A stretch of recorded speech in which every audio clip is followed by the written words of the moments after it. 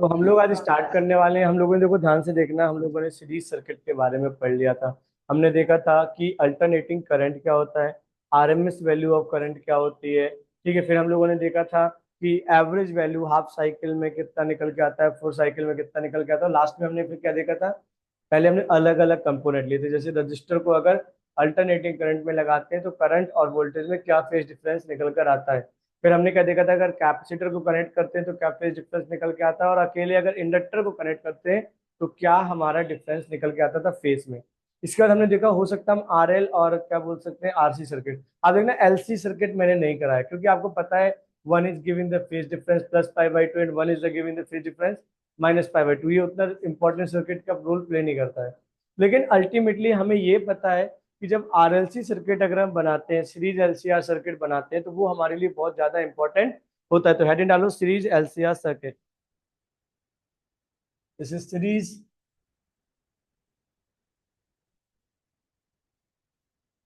L C R circuit. ठीक है ना। हम एक चीज बता दें कि हम क्या करने वाले हैं, सबसे पहले एक रजिस्टर लेंगे। ठीक है ना। तो यहाँ पे देखो क्या हो जाएगा, इसके बाद हम एक इंडक्टर ले लें और एक कैपेसिटर। हमने इन तीनों को आपस में किस तरीके से कनेक्ट कर दिया, जल्दी बताओ। सीरीज में कनेक्ट कर दिया, और किसके साथ सीरीज में कनेक्ट किया, विद द अल्टरनेटिंग सोर्स, हाँ है ना। तो माना कि रेजिस्टेंस हमारा कितना था, आर था। इंडक्टेंस हमारा क्या था, एल था। और कैपेसिटेंस हमारा क्या था, सी था। और जो ये अल्टरनेटिंग सोर्स हमने कनेक्ट किया, इसका पोटेंशियल है वी बराबर V not sine omega T. कोई दिक्कत क्या, वी बराबर V not sine omega T. यहाँ देखो क्या हो जाएगा, लेट एक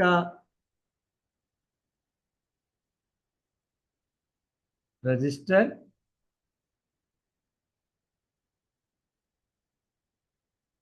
कैपेसिटर और और नहीं and inductor of resistance R, capacitance capital C, हाँ है ना। इसका देखो एंड इंडक्टेंस एल रिस्पेक्टिवली।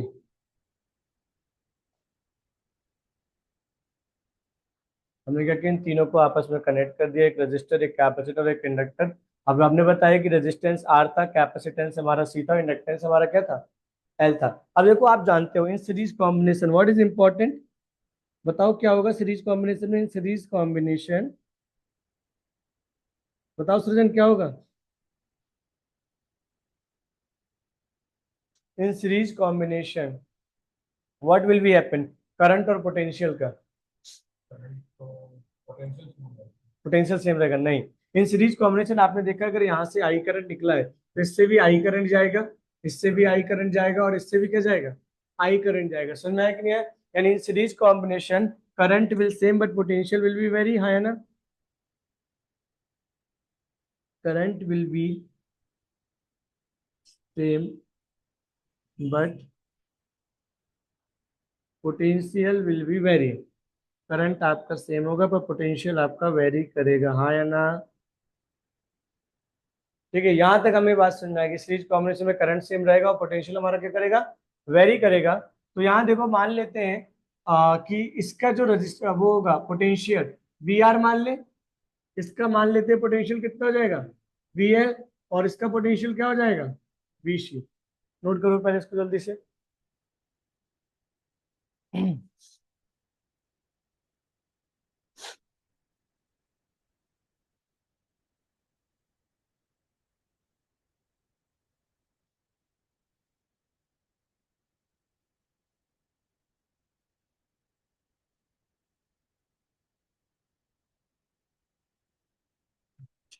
आगे क्या सुनना है।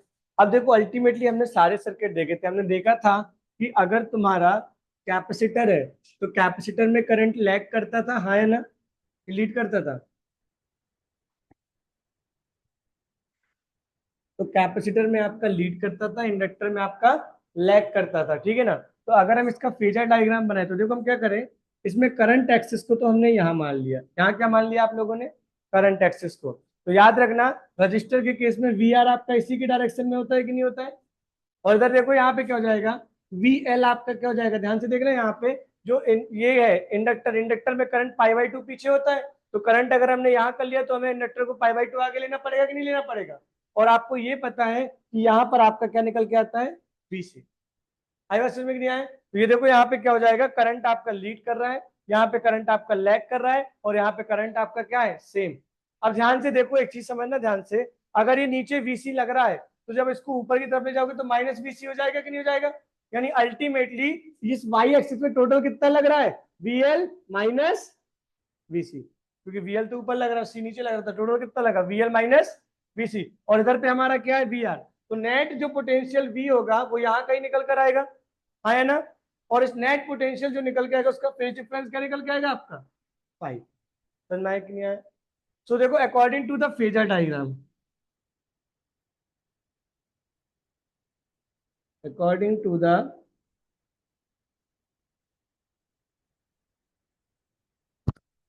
फेजर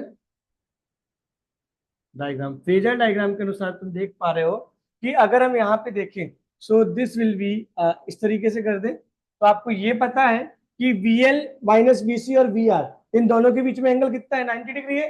तो आपको वो रिजल्टेंट ऑफ टू वेक्टर वाली फॉर्मूला याद है कि नहीं है। तो देखना है क्या हो जाएगा, VL माइनस VC का whole square plus VR square plus 2 into VL minus VC into VR multiply by cos 90, हाँ है ना, क्योंकि VL माइनस VC और VR के बीच में एंगल कितना है आपका, 90 डिग्री। समझ में आया कि नहीं है। कॉस 90 आपका कितना होता है, zero. So what you get here, you will get here V is equal to under root VL minus VC का होल स्क्वायर, और ये हो जाएगा VR स्क्वायर। कोई दिक्कत क्या, नोट करो जल्दी से।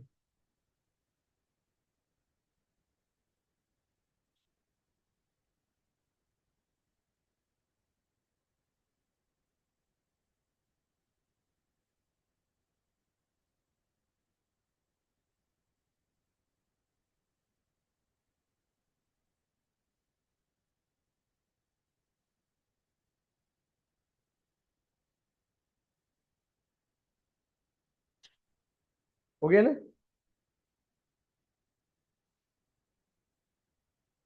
लेकिन आप सबको पता है यहाँ पे रेजिस्टेंस आर है। आपको पता है इंडक्टर के रेजिस्टेंस को हम लोग रिएक्टेंस बोलते थे, याद आया कि नहीं आया। और रिएक्टेंस को हम लोग कैसे रिप्रेजेंट करते थे, एक्सएल से। और यहाँ पे कैपेसिटेंस, कैपेसिटर के जो रेजिस्टेंस होता था उसको भी हम लोग क्या बोलते थे, कैपेसिटिव रिएक्टेंस। समझ में आया कि नहीं आया। लेकिन आप याद रखना, जब आपकी ये इंडिविजुअल थी तब तो इनको रेजिस्टेंस और रिएक्टेंस बोलते थे। लेकिन जब टू और मोर देन टू कंपोनेंट हम सर्किट में यूज करते हैं तो जो नेट रेजिस्टेंस निकल के आता है उसको हम लोग बोलते हैं इम्पीडेंस। क्या बोलते हैं, इम्पीडेंस।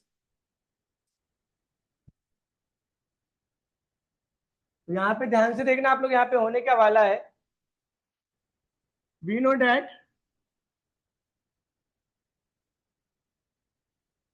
द, ये इंपॉर्टेंट है बोर्ड एग्जाम में तो ये वैसे भी लिखा मिलने वाला है। We know that the resistance of inductor called inductive reactance is XL, called inductive reactance XL, है ना। And the resistance of capacitor, which is called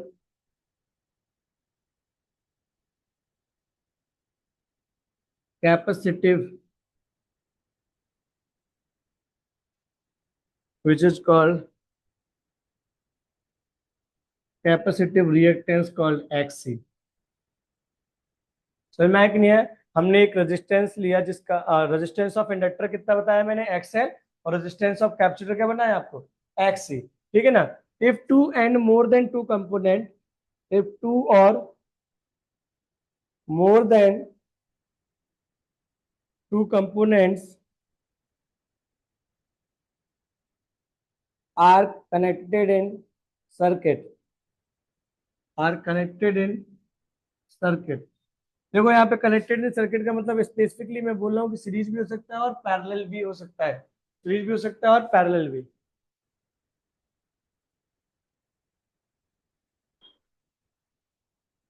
ठीक है, यहाँ पे बात सीरीज और पैरेलल की हो रही है।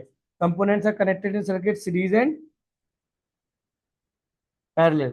If two or more than two components are connected in circuit series or parallel are called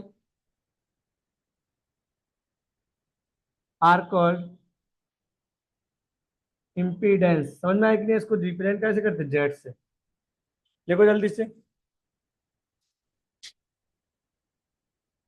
देखो अब हमारे पास इंपॉर्टेंट बात क्या है, यहाँ जो वी आर है, आपको पता है यहाँ से आई करंट जा रहा है, तो ओम्स लॉ से वी आर बराबर क्या हो जाएगा? आई इंटू आर। यहाँ पे आपको पता है कि इसका जो रेजिस्टेंस है वो कितना निकल के आया? एक्सएल आया कि नहीं आया? तो इसके अक्रॉस बीएल की वैल्यू कितनी हो जाएगी? जल्दी बताओ। आई इंटू एक्सएल। और यहाँ पे एक्ससी रहेगा, तो इसके अक्रॉस बीसी की वैल्यू कितनी हो जाएगी? आई इंटू। कोई दिक्कत क्या? अब हम क्या करने वाले हैं, सारी की सारी वैल्यूज को पुट करने वाले हैं इस वाले फॉर्मूले में। आई बात समझ में नहीं आया? So put all the values in the formula one. पर आप लोग एक चीज और समझना, अगर बैटरी का टोटल रेजिस्टेंस जेड था, उसमें अगर आई का आप मल्टीप्लाई कर रहे हो तो आपको टोटल पोटेंशियल मिलेगा, हाँ है ना? और आपने ये देखा है कि सीरीज कॉम्बिनेशन में ये जो वी होता है ना, इन सीरीज कॉम्बिनेशन, ध्यान से देखना, इन सीरीज कॉम्बिनेशन यहाँ जो आपका V होता है, it is nothing, it will be equal to V R plus V L plus V C. हमारे पास सारों की वैल्यू मिल गई। देखो यहाँ से क्या हो जाएगा, वी आर की जगह हम क्या लिख सकते हैं? आई इंटू आर लिख सकते हैं कि नहीं लिख सकते? इधर देखो क्या हो जाएगा, वी एल की जगह हम लोग क्या रख सकते हैं? जल्दी बताओ।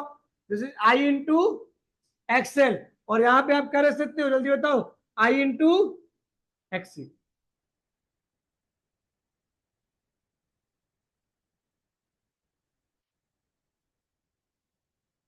क्या मैंने सही लिखा? उतार मत लेना, ये गलत है, तुम लोग उतारने लगे क्या? हमें ये सारी वैल्यूज, अगर तुम पुराना, मैं बता रहा हूँ, ये सिर्फ पॉसिबल कब था? जब आपका सर्किट कैसा होता था? आई बात याद? किया था कि नहीं किया था? सारे लोग यही गलती करते हैं, पता क्या करते हैं? उस फॉर्मूले को नोटिस न करके उन्हें देखा पहले हमने ऐसी कनेक्ट किया था ना, तो ऐसा नहीं हो सकता है। यहाँ हमें करने के लिए जो हमारा फॉर्मूला निकल कर आया था उसमें हमें वैल्यू पुट करनी पड़ेगी। थोड़ा ध्यान देना। तो आप बोल सकते थे सर ये तो गलत लग रहा है, तीनों एक फेस में तो है ही नहीं, अगर तीनों एक फेस में होते तो हम ऐसा लिखते। तो put all the values in equation number one. What you get here? This is V, V is equal to क्या हो जाएगा आपका? जेड इंटू आई, हाँ है ना? दिस इज इक्वल टू, यहाँ पे क्या हो जाएगा? वी आर, वी आर मतलब क्या हो जाएगा? आई आर का होल स्क्वायर, हाँ है ना? यहाँ पे हो जाएगा वी एल मतलब आई इंटू एक्सएल माइनस आई इंटू एक्सी का स्क्वायर। समझ में आया कि नहीं आया? ये आपको समझना था। अब देखो ध्यान से, दिस इज जेड इंटू आई। आपको साफ दिख रहा है कि यहाँ से आई कॉमन आने वाला, क्या कॉमन आने वाला है? आई, क्योंकि स्क्वायर से रूट कैंसिल हो जाएगा। तो अंदर गए R square plus XL minus XC का, तो आई से आई क्या हो गया? तो जेड बराबर क्या निकल के आ गया? कोई दिक्कत क्या? दिस इज द फॉर्मूला, लिखो जल्दी से। This is the formula of impedance in AC circuit. कोई दिक्कत किसी को? आप लोगों ने एक फिगर देखा था, एक चीज और देख लो। यहाँ जो आपका निकल के आया था रिजल्टेंट भी निकल के आया था, और ये एंगल आपने क्या पढ़ा था? फाइव पढ़ा था कि नहीं पढ़ा था? और आपको पता है ये क्या था आपका? VL minus VC. और यहाँ पे क्या था आपका? V R. तो अगर आपसे पूछे कि फेज डिफरेंस कैसे निकलेगा, तो फाइव बराबर क्या हो जाएगा? जल्दी बताओ। Tan inverse VL minus VC divided by,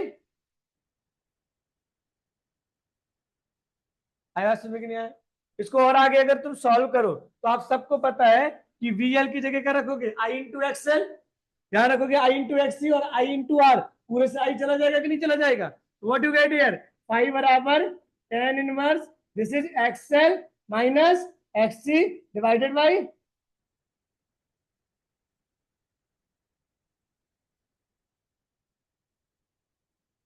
तो ये हमारा सीरीज एलसीआर सर्किट का फाइनल फेज डिफरेंस और फाइनल इंपेडेंस या total resistance of the series circuit निकल कर आ गया। समझ में आया कि नहीं आया?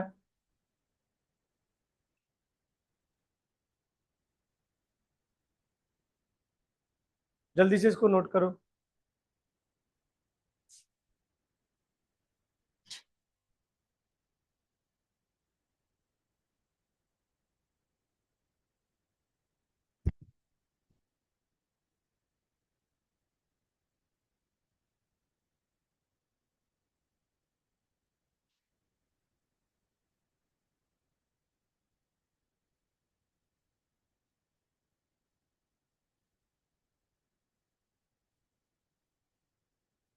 ठीक है। पर आप सबको पता है कि हम लोगों के साथ क्या है, हम लोग जो इलेक्ट्रिक कंपोनेंट सर्किट यूज करते हैं, हम सबको ये रखते से देखो, पहले जमाने में हमारे पास 10 रुपए का बल्ब आता था, वो ठीक है ना, येलो कलर का जो जलता था। पर आपको पता है जब उस बल्ब को हम ग्लो कराते थे 1 आवर, तो वो कितना ज्यादा हीटेड अप हो जाता था। अब वो हीट एनर्जी आई कहाँ से? अल्टीमेटली जो इलेक्ट्रिकल एनर्जी को हम लाइट एनर्जी के फॉर्म में यूज करना चाहते हैं, तो वही किसके फॉर्म में कन्वर्ट हो गई? Heat energy. यानी हमें क्या हुआ, आगे जो हम लाइट को बचा सकते थे, लाइट एनर्जी में कन्वर्ट करने के लिए इलेक्ट्रिसिटी को बचा सकते थे, वो कहाँ कन्वर्ट हो गई? हीट एनर्जी में। यानी हमें क्या चाहिए था कि कम से कम पावर का लॉस चाहिए था। कम से कम पावर लॉस कब होगा? जब रेजिस्टेंस बहुत ज्यादा कम हो। आई बात समझ में कि नहीं आया? रेजिस्टेंस बहुत ज्यादा कम, तो ठीक इसी प्रकार से अल्टरनेटिंग करंट में एक कंडीशन कहलाती है, that is called the condition of resonance. क्या कहलाती है आपकी कंडीशन ऑफ? आप लोगों ने घर में एक चीज देखी होगी, जब आपको झूला झुलाया जाए, अगर वो अपन गांव में जाते थे ना गर्मियों में, या नाना नानी का जाते थे, तो हमें एक वो जो एंगल्स होते ना, वो छत वाले एंगल, उससे रस्सी से झूला टांग दिया जाता था। आपको पता है कि अगर आप किसी को झूला झुलाना चाहते हो मैक्सिमम हाइट तक जाए, तो आपके झुलाने की फ्रिक्वेंसी जो होगी और उसके वापस झूलने की फ्रिक्वेंसी होगी, जब वो दोनों आपस में मैच करेंगे, तभी वो आगे जाएगा कि नहीं जाएगा? लेकिन अगर वो झूल रहा है और बीच में आप घुसने की कोशिश करोगे, तो उल्टा मुंह के बल गिरोगे। और दूसरा काम क्या हो जाएगा कि आपको मैक्सिमम ऊंचाई तक जाने में नहीं, बल्कि उसकी स्पीड को और स्लो कर देगा। ये बात समझ आई कि नहीं? यानी आप समझे बात को? अगर हमें कोई भी चीज को मैच कराना है, तो जो सामने वाला चाहता है और अगर हम वही करने लगे, तभी हमारी बॉन्डिंग अच्छी होती कि नहीं होती है? तो this is called the condition of resonance. यानी जब हमारी अप्लाइड फ्रिक्वेंसी सर्किट की फ्रिक्वेंसी से मैच होती है, तो हमारा रिजल्ट क्या होना चाहिए? आउटपुट। और रिजल्ट आउटपुट में बात किसकी चल रही है? मैक्सिमम करंट की।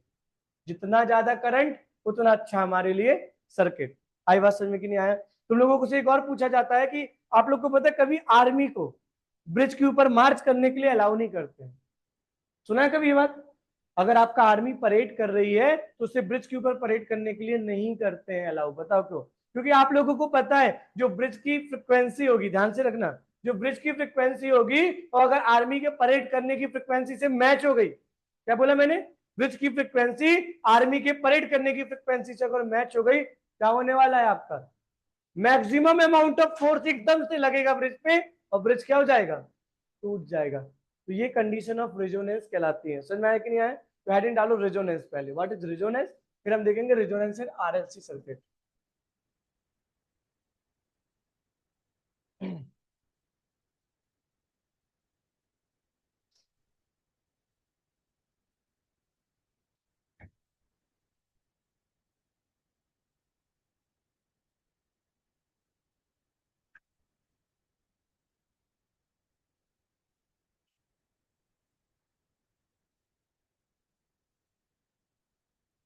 लोग को पता है ना, जेई का फॉर्म आ गया है, नोटिफिकेशन आ गया ना जेई का। कब से भर रहे फॉर्म? भर देना बढ़िया आराम से, जेई का है ना। यहां तक समझना है? चलो आगे की कहानी को अपन देखते हैं। Resonance.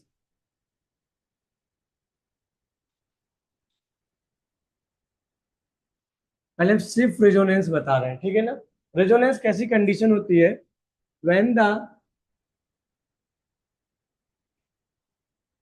When the condition require when the condition require maximum output,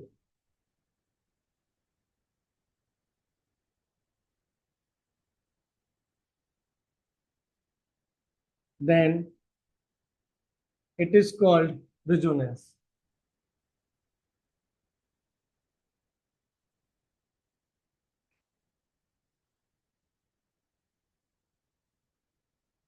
When the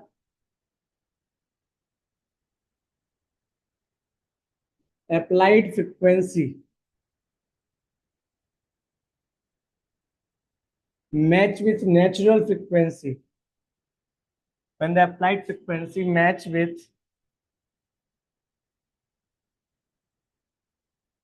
natural frequency,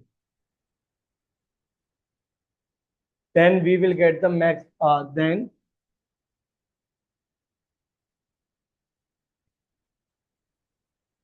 we will get the maximum output.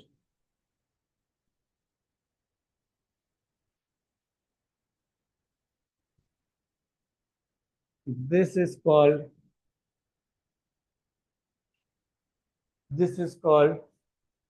the condition of resonance. This is called the condition of resonance. देखो जल्दी से. This is called the condition of resonance. सुनने आगे कि नहीं आया? Heading डालो resonance in RLC circuit. Resonance in series LCR circuit या RLC circuit.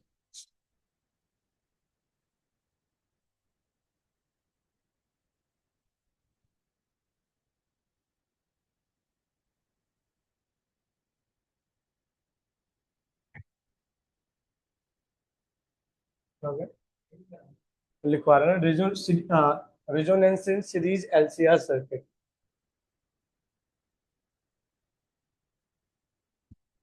Resonance in series LCR circuit.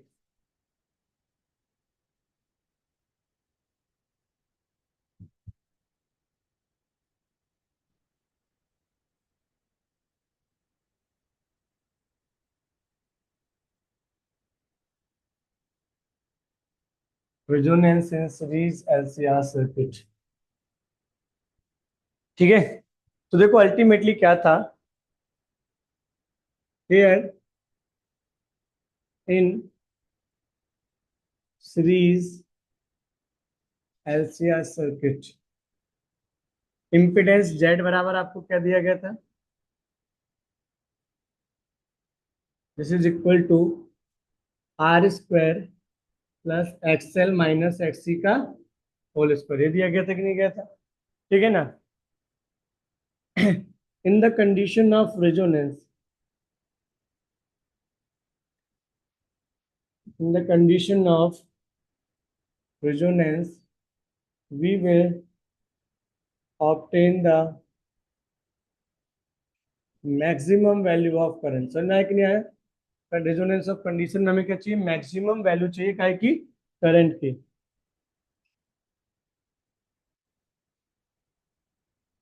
आया समझ में नहीं आया. In this condition, in this condition we cannot change the value of R by changing frequency.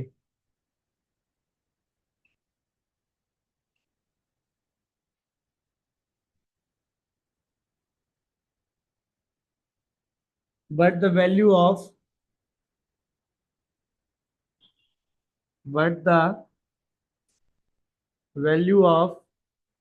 XL and XC will be changed. हमें सबको पता है कि फ्रीक्वेंसी का खेल रहने वाला है सारा. तो आपको तो पता रेजिस्टेंस तो फ्रीक्वेंसी पे डिपेंड ही नहीं करता है रजिस्टर का. लेकिन एक्सएल बराबर ओमेगा एल होता है. Omega is a frequency. यानी हम एक्सएल और एक्ससी की वैल्यू को क्या किससे चेंज कर सकते हैं. फ्रीक्वेंसी को चेक करते हैं. अभी अभी आपने क्या पढ़ा रेजोनेंस में. और जब आपकी अप्लाइड फ्रीक्वेंसी उस कंडीशन में पहुंच जाएगी कि नेचुरल फ्रीक्वेंसी के बराबर, तो आपका वो मैक्सिमम आउटपुट देगा. यानी यहाँ पे क्या हो जाएगा आपका. ऐसी कंडीशन में हम केवल एक ही चीज को बर्बाद कर सकते हैं. वो एक्सएल माइनस एक्ससी को हम क्या कर दें. समझ में आया ना. क्योंकि हमें रेजिस्टेंस को क्या चाहिए. Minimum for value of maximum current. देखो in the condition of resonance we will obtain the maximum value of current by minimising the impedance. समझ में आया कि नहीं आया. हम तभी कर सकते हैं जब हम क्या करें. इम्पिडेंस को मिनिमाइज करें. और जब हम आर के साथ कोई छेड़खानी कर ही नहीं सकते हैं, पर हम इस टर्म को तो जीरो लिख सकते हैं नहीं लिख सकते हैं. यानी एक्सएल माइनस एक्ससी बराबर क्या हो गया. Zero. This is nothing. This is called the condition of resonance.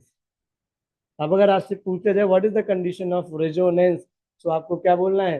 XL minus एक्ससी बराबर क्या होता है, 0 होता है। कोई दिक्कत है यहाँ पर? So what you notice here, the XL is nothing, it will be omega L. XL बराबर क्या होता है, omega L minus 1 upon omega C बराबर आपका क्या हो जाएगा, 0। XL बराबर क्या होता है, ओमेगा एल। XC बराबर क्या होता है, 1 अपॉन ओमेगा सी। तो XL minus 1 upon omega C बराबर क्या हो गया, 0। उस साइड भेज दो तो ओमेगा एल बराबर क्या हो जाएगा, 1 अपॉन ओमेगा सी हो जाएगा कि नहीं हो जाएगा। और आपने क्या देखा, ओमेगा को इधर भेज दो तो ओमेगा मल्टीप्लाई बाई ओमेगा बराबर क्या हो जाएगा, omega square, which is equal to क्या हो जाएगा, 1 अपॉन एल इंटू सी। बात समझ में आई कि नहीं आई? जल्दी से इसको नोट करो, ठीक है ना। अब बात आगे टेस्ट में यहाँ पे आएगा कि हमने जब इसको स्क्वायर रूट लगाया तो स्क्वायर से ये कैंसिल हो जाएगा, रूट से स्क्वायर। तो यहां लेकिन क्या हो जाएगा, 1 upon under root. So this is the value, this is called angular resonant frequency. This is called the angular resonant frequency. कोई दिक्कत क्या?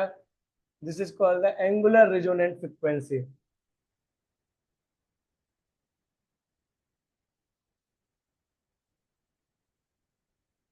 हो गया ना।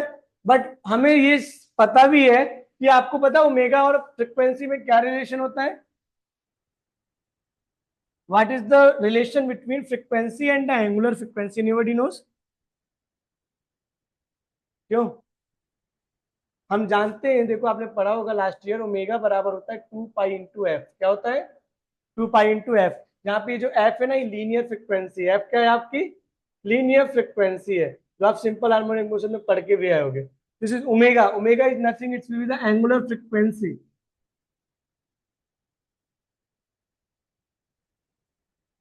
ठीक है ना। सो अब हम क्या करेंगे, इसको यहाँ पे पुट कर दें तो we will get 2 pi into F बराबर 1 upon under root L C. Yes no? और हमें ये पता है कि ये 2 पाई यहाँ पे हमारा कोई काम का नहीं है, हम इसको इस साइड भेज दें तो वी विल गेट एफ बराबर 1/2 pi under root L C, and this is nothing, it's will be called angular, नहीं इस बार कॉल्ड द लीनियर, या फिर आप बोलो, हाँ ठीक है, linear resonant frequency. Linear resonant frequency, this is called the linear resonant frequency. कोई दिक्कत? This is called the linear resonant frequency.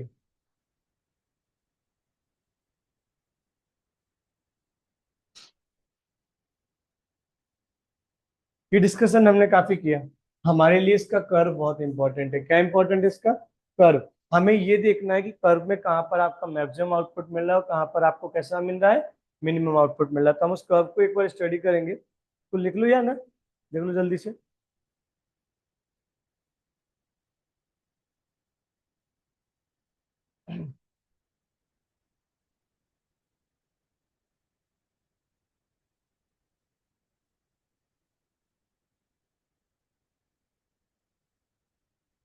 हो गया ना।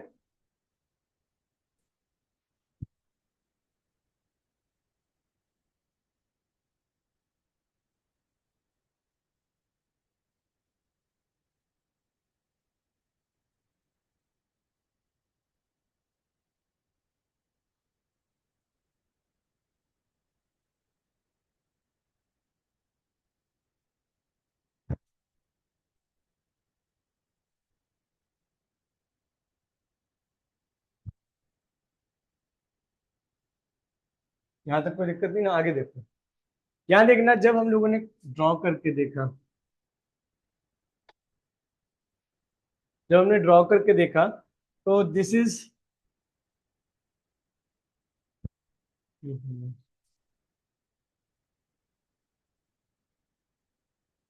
यहाँ पर हमने ओमेगा लिया या फिर एफ लिया, ठीक है ना। और यहाँ पर आपने क्या लिया, करंट। क्या लिया, करंट या फिर पोटेंशियल, ठीक है। सो या फिर करंट ही रहने दो। हमने फिर यहाँ से ड्रॉ किया तो we will get the curve like this. समझ में आया कि नहीं? We will get the curve like this.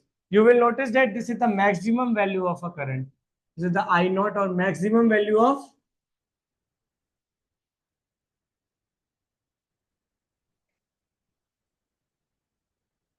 This is your maximum value of current. देखना यहाँ पे, आपको पता है करंट की जो वैल्यू मैक्सिमम होगी वो किसी ना किसी एक फ्रिक्वेंसी पर होगी, हाँ या ना? तो देखो यहाँ पे ये जो लिखा हुआ है, this is omega naught, this is omega naught and which is called the resonant frequency.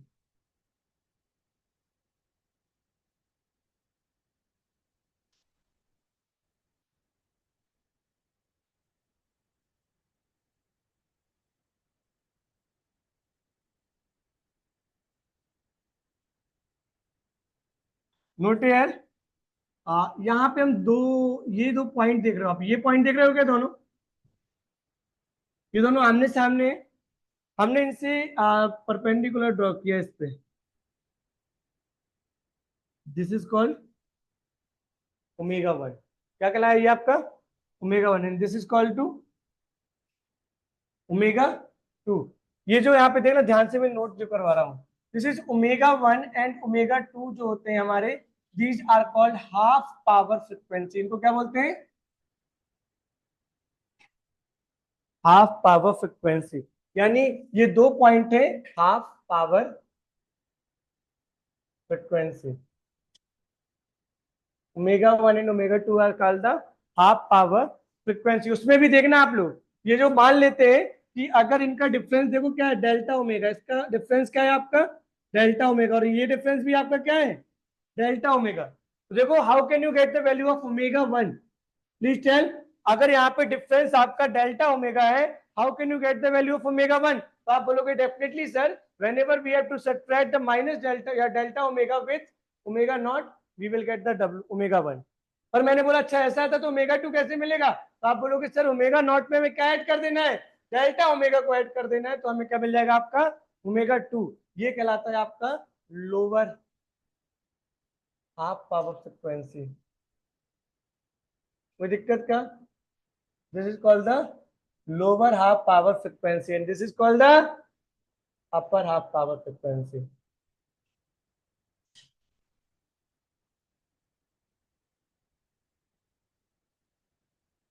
कोई दिक्कत क्या? ये टर्म्स याद रखना, इनके फॉर्मूले याद रखना। आपको जो बोर्ड्स में करना था वो पता कहाँ तक करना था? 1/2 पाई अंडर रूट एलसी पे डेरिवेशन खत्म हो गया था। इसके बाद एक चीज नोटिस करो, हमने बोला इसके ये जो आपको ग्राफ मिल रहा है, इसकी बैंडविड्थ कितनी है? तो देखो ये बैंड की विड्थ है कि नहीं है, और ये कितना है? Delta omega. ये कितना है आपका? Delta omega. तो बैंडविड्थ बराबर कितना आ गया? तो ये याद रखना है, ज्यादातर लोग क्या डेल्टा ओमेगा कर रहे थे, पर रियलिटी में क्या होता है? To delta. नोट करो जल्दी से।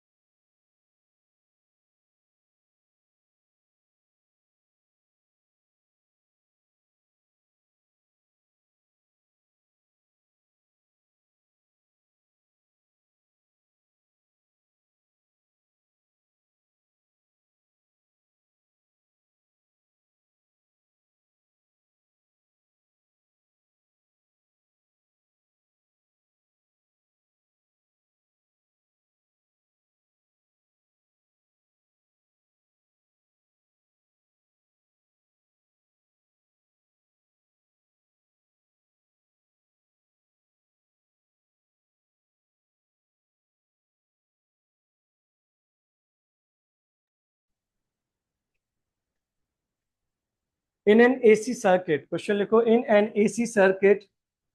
एसी, एसी तो चैप्टर ही पढ़ रहे हैं, डाउट। हाँ, अब ये क्वेश्चंस क्योंकि बहुत सारे करने हैं हमको, इसके बाद अब इसका एक टॉपिक अभी अपन क्लास को फिनिश करने से पहले बनाएंगे, वो है आपका क्वालिटी फैक्टर। ठीक है ना? और फिर जो लास्ट टॉपिक बचा है वो इकलौती वीडियो में, वो होगा आपका ट्रांसफॉर्मर। एंड आपका फर्स्ट पार्ट में पूरा लगभग ईएम वेव्स और मैग्नेटिज्म एंड मैटर बचा है बस। और ईएम वेव मैं नहीं पढ़ाने वाला हूँ, तो प्रगति मैम पढ़ाने वाले हैं। क्वेश्चन लिखो कि मैं ऑप्टिक्स रे ऑप्टिक्स स्टार्ट करने वाला हूँ अगले वीक से। एंड एसी पहले कहा था, हाँ, यानी in an AC circuit, in an AC circuit V and I, V and I are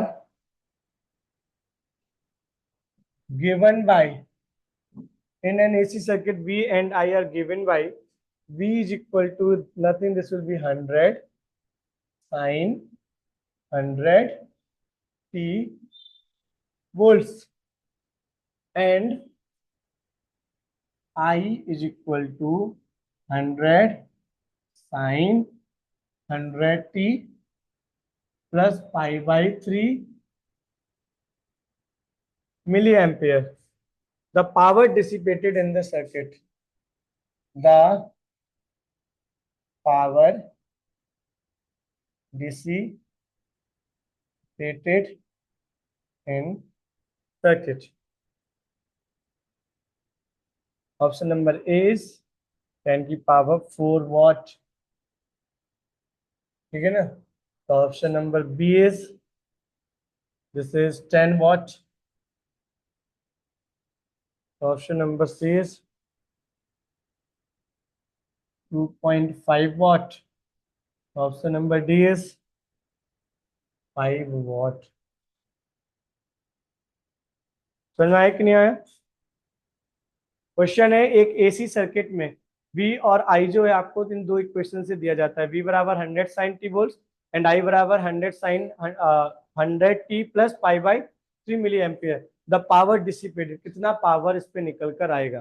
तो आप लोगों ने कुछ पढ़ा था, कुछ इस तरीके से था, ध्यान से देखो। एक तो पावर का फॉर्मूला आपने पढ़ा था 1/2 V0 into I not into cos five, है ना। दूसरा तरीका आप लोगों ने क्या पढ़ा था, power is equal to V R M S into I R M S multiply by cos five, ठीक है। हमारे लिए अल्टीमेटली हमें पता है ये जो वैल्यू आपको दी गई है this is called the V naught, peak value of a voltage, और ये जो वैल्यू दी गई है this is also called the peak value of current. Phase difference यहाँ पे आपका साइन 100 t था और यहाँ पे 100 t प्लस क्या है पाई बाई 3, यानी फाइव की वैल्यू यहाँ पे कितनी है pi by 3। So whenever we have to find, अब हमारे लिए कौन सा आसान है, ये वाला या ये वाला, डेफिनेटली ये वाला, ठीक है ना। So what be done here, so this will be 1/2, वहां क्या था आपका 100, this will be 100, and what is the value of cos pi by 3। तो everybody just know cos pi by 3 कितना होता है,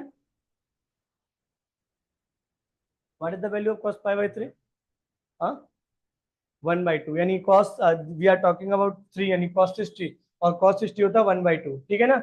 सो दिस इज नथिंग, p बराबर 1/2 into 100 multiply by this will be equal to कितना हो जाएगा 1/2। समझ में आया कि नहीं आया? सो क्या मिलेगा हमको यहां से, दिस विल बी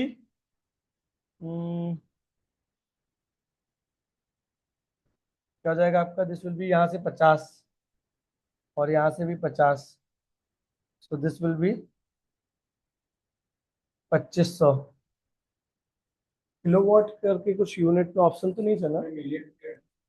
अच्छा मिली एम्पेयर था क्या, अच्छा ओ सॉरी सॉरी, रुको रुको रुको एक सेकेंड, क्वेश्चन में ना करंट मिली एम्पेयर में दिया था ना। ओके देन, तो देखना यहाँ पे क्या हो जाएगा, दिस इज पी बराबर 1/2, वो तो वोल्ट में ही था ना, तो वोल्ट में था तो ये 100 हो गया। यहाँ पे ये मिली एम्पियर है तो यहाँ 100 तो आएगा, पर साथ में क्या लेकर आएगा 10⁻³ ठीक है ना। और cos फाइव यानी cos 60, और cos 60 कितना होता है 1/2, देखना 10⁻³ से एक दो और ये तीन तो हमारे क्या हो गए, कट गए, ठीक है ना। और यहाँ से क्या बचा 1/2 into 10 into 1/2, so this will B कितना हो जाएगा 10 divided by 4, this will B 2.5 what. देखो जल्दी से,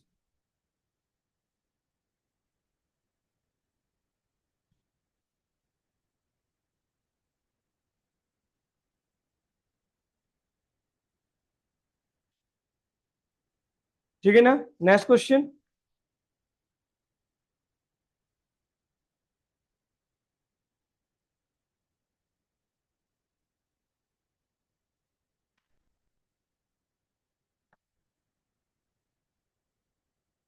क्वेश्चन में बोला गया है, इंपॉर्टेंट टाइप क्वेश्चन ऐसे पूछे भी जाते हैं। याद रखना ये चैप्टर खत्म जरूर हो जाएगा, लेकिन इसके क्वेश्चन मिनिमम 2 to 3 डेज चलेंगे, जिससे आपका ये पूरा बैठ जाए हाथों में। अल्टरनेटिव करंट के अच्छा खासा वेटेज रहता है, अच्छे क्वेश्चन फंसते हैं।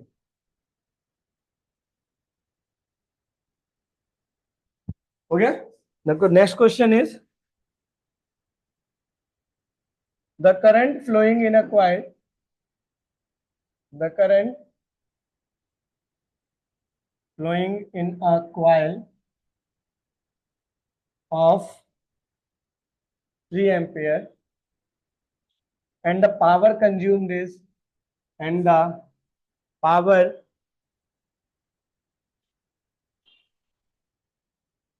consumed is 108 watt. If the alternating source is of 120 volt and 50 hertz, 120 volt and 50 hertz, the resistance of the circuit will be, निकालो जल्दी से, the resistance of the circuit is, the option number A is 24 ohm, option number B is 10 ohm, option number C is 12 ohm, and option number D is 6 ohm. तो दिक्कत क्या, आपको बोला गया है किसी भी कॉइल में करंट फ्लो कर रहा है 3 एम्पियर, और जो पावर कंज्यूम्ड है वो आपका 108 वॉट है। एसी सोर्स है जो आपका 120 वोल्ट का है, 50 हर्ट्ज की फ्रिक्वेंसी है। आपको रेजिस्टेंस इस सर्किट का कैलकुलेट करके बताना है।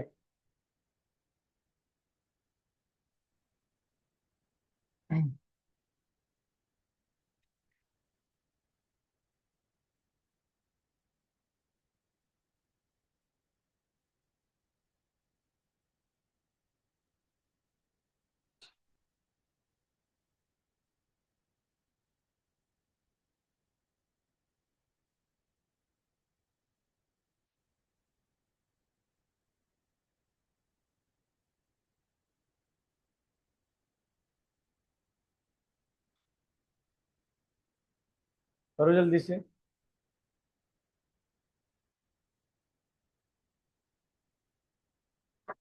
What you have to do here? Ultimately, we have to find the resistance of the circuit. Whenever we will ask something, तो ये series RLC circuit V into I है कि नहीं है आपका, ठीक है ना। सो यहाँ पे आपको ये देखना, P बराबर आपका क्या हो जाएगा, V इंटू आई हो जाएगा। So what will we get here, एक और अगर हम फॉर्मूला बताएं तो V बराबर क्या हो जाता है, R इंटू आई होता है कि नहीं होता, मल्टीप्लाई बाई क्या हो जाएगा, I। सो P बराबर क्या हो जाएगा, जल्दी बताओ, R इंटू आई स्क्वायर। तो R बराबर क्या हो जाएगा, P upon what is the power, the value is, what is the value of current, what will be here, 9 एक कम 9, 9 दूनी, आई बात समझ में कि नहीं आया, जल्दी नोट करो इसको। टाइम पास ही था। देखो इसमें डराया कैसे, उसमें जब बोल दिया कि कांस्टेंट करंट 3 एम्पेयर है, तो यहाँ पे अपन को वो सब देखना ही नहीं है। ये तो अपन का थॉट स्किल में आ जाता है ना कि ये निपटा ना दिया गया हो।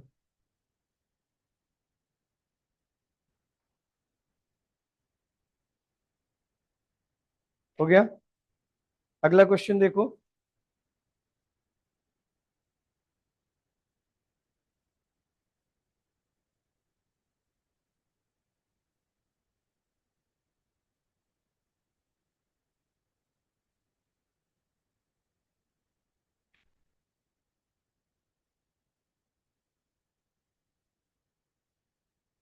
चलो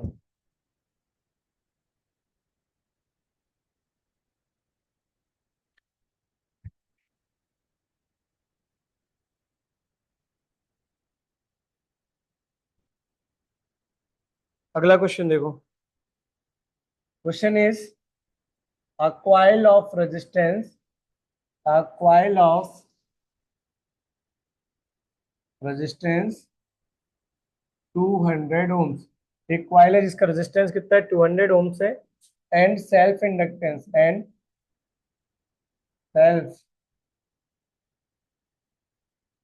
इंडक्टेंस है आपका 1.0 henry. Self inductance is 1.0 henry. Has been connected has been connected in AC source of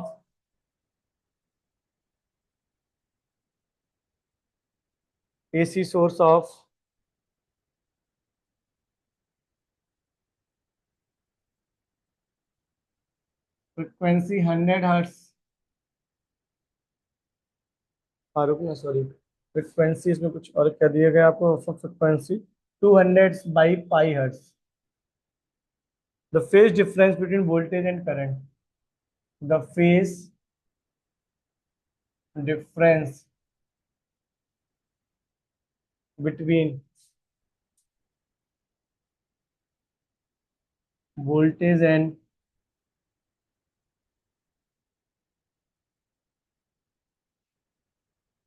current. तो option number A is 30 degree, option number B is 60 degree, 63 degree, option number C is 45 degree, option number D is 75 degree.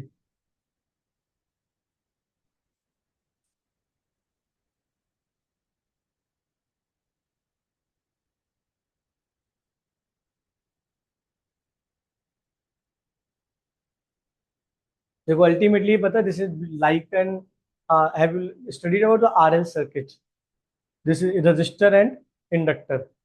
सो हमने एक चीज notice की थी, what we notice here, the phi is equal to tan inverse and this is nothing, it's will be the XL divided by R. Notice किया था कि नहीं किया था?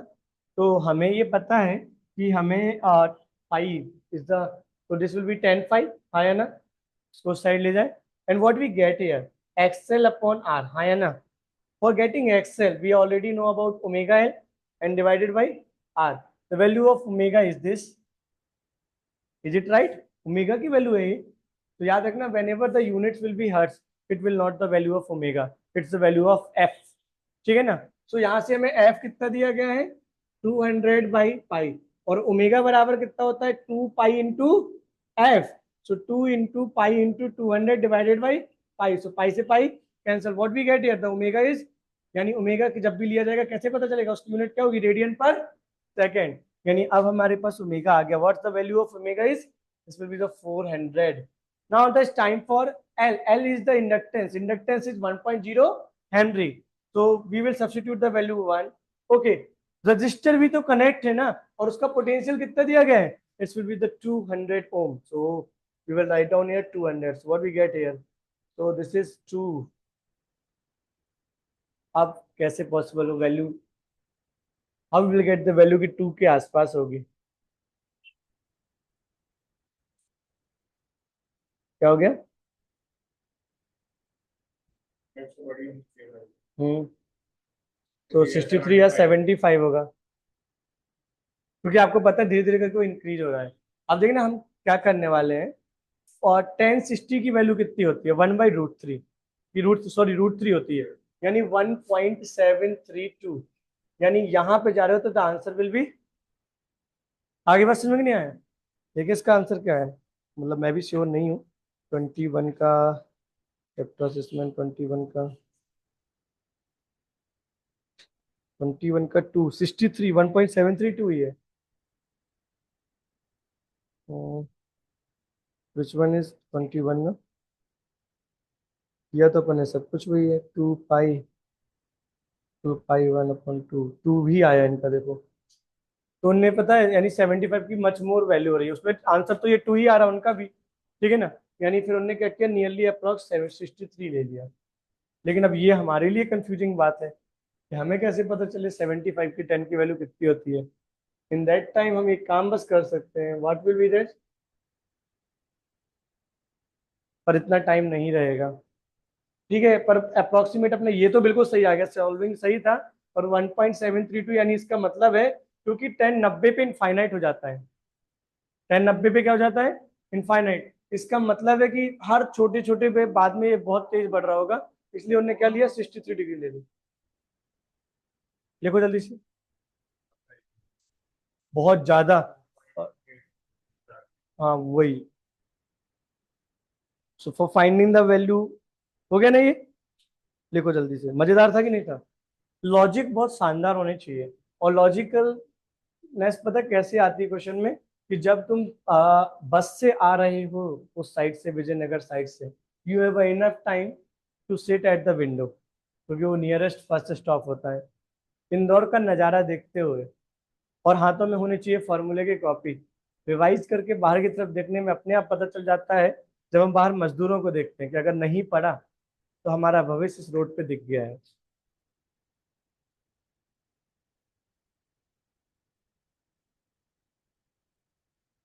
थोड़ा और अच्छे से क्वेश्चन को मैं टफ करने जा रहा हूँ, ठीक है ना?